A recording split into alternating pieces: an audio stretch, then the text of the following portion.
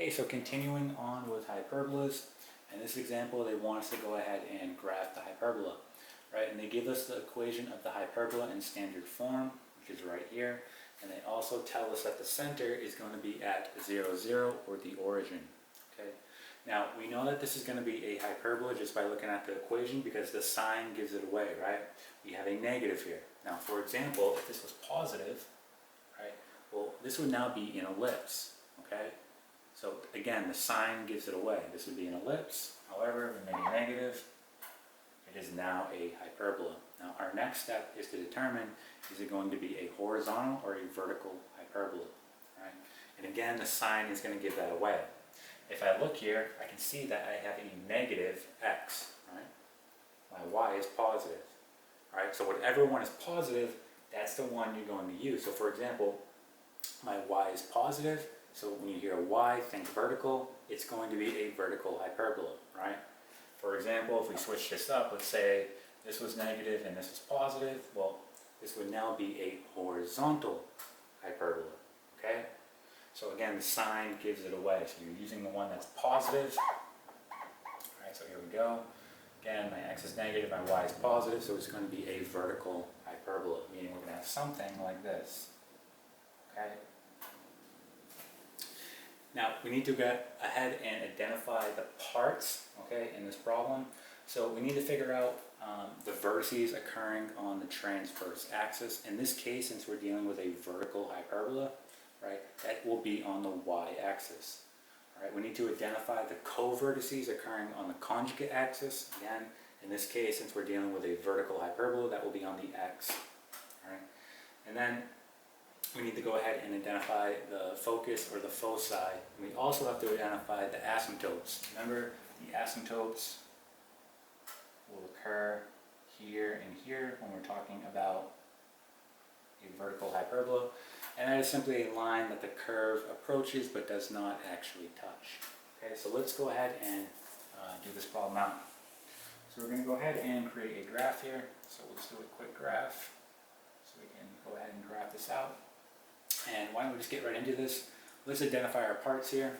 Since we're dealing with a vertical hyperbola, we know that this is going to be our a squared value. This will be our b squared value. Okay, and we talked about this in the past. So if you're confused here, go back and look at those past videos. So what we want to go ahead and do is do a squared is equal to 25. And we're going to say b squared is equal to 49, right? So essentially what we're trying to do is figure out what a and b is.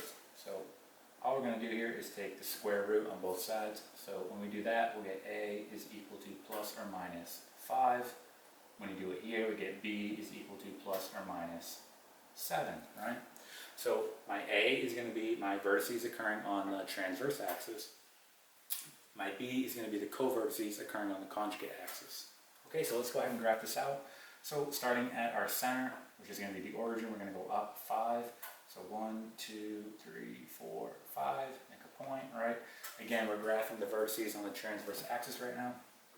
And the same thing, go down 5, 1, 2, 3, 4, 5, negative 5. All right, let's do the conjugate axis. So again, we're at the center. We're going to go over 7. So 1, 2, 3, 4, 5, 6, 7. And then to the negative side, 1, 2, 3, 4, 5, 6, 7, negative 7, right? Our next step is to determine what the foci is going to be. Now, remember, when we're dealing with this, the foci will always occur on the transverse axis, so we know it's going to occur on the y. All right, so let's talk about how we can find that. So go back to what we talked about before. There is a relationship between the vertices, the co-vertices, and the foci, and there's an equation you can use, all right, to find those missing parts. So we'll go ahead and write that out now, where that equation is going to be c squared is equal to a squared, right, plus b squared, okay, where c is talking about your foci, a is talking about your vertice occurring on the transverse axis, b is talking about your vertice occurring on the conjugate axis. Alright, so let's go ahead and write this out. So we don't know what c is, right? We're looking for our foci, that is what c is. We don't know what that is, so we're going to have c squared equal to, right? Well, we know what our a squared value is going to be, right? So we know a, right, is just talking about the distance from our vertices occurring on our transverse axis to the center. So if we look at either this point or this point and we go to the center, right, that will be a distance of 5, right? So again, from here to the center or from here to the center will be 5. So we're just putting 5 squared, right, plus, now here's our co-vertices occurring on our conjugate axis. Same thing, just pick either one, either this one or this one and go to the center, right? And you're going to get a distance of 7. So you're putting 7 squared here. Okay, let's go ahead now and do this out. So we're going to get 5 squared, we know it's going to be 25. We know that 7 squared is going to be 49, right? So if we go ahead and put this in our calculator, we get 25 plus 49, right? And we get c squared is equal to 74. Now we just take the square root now on both sides. And we're going to round this answer. We're going to get plus or minus 8.6. So c is equal to plus or minus 8.6. Okay? That is where our foci is occurring, right? So again, it's occurring on the transverse axis. So we start at the center and we go up 8.6. So here we are at 1, 2, 3, 4, 5, right? 6, 7, 8, 9. So right about here. Same thing in the opposite direction. So again, we have negative 5 here, negative 6, negative 7, negative 8, negative 9. Right about here. All right. All right, so at this point, we can go ahead and start graphing out our hyperbola. So why don't we go ahead and do that? And we're just going to go ahead and draw our little dashed box here, connecting our vertices and co-vertices. This will help in the graphing process.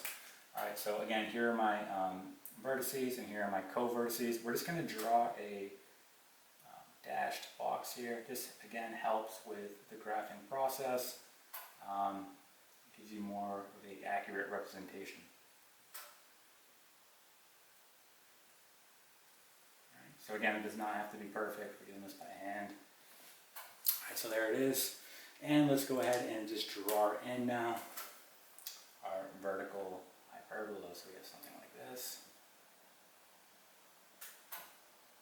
Right, and something like this. Okay, and again, here are our foci. Alright, our last step now is to go ahead and put in our asymptotes. Alright, and this is fairly easy. There's an equation we can use here. So go back to previous videos. We talked about this equation.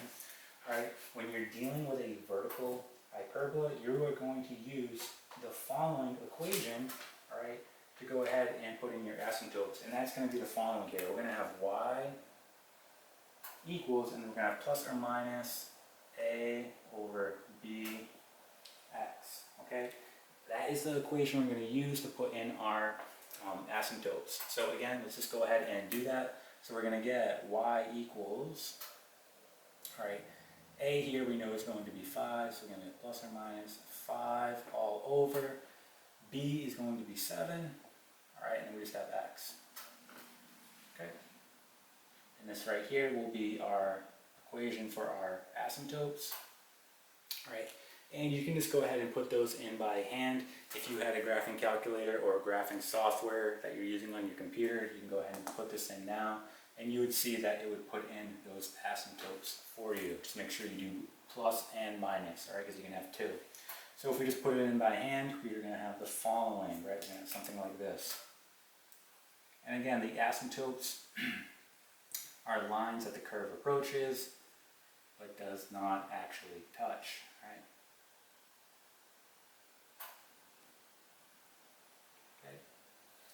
Alright, and this problem is now complete.